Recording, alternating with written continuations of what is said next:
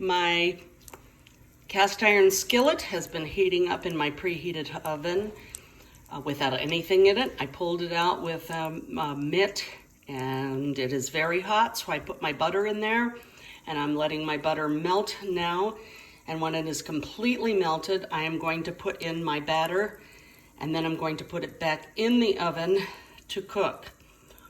So I'm going to use a knife to spread the butter around. That is 4 tablespoons of butter. I'm going to make sure it's all on the sides so that it does not stick to the pan.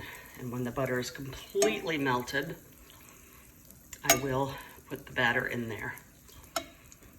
If I were to melt the butter in the oven, the butter would brown.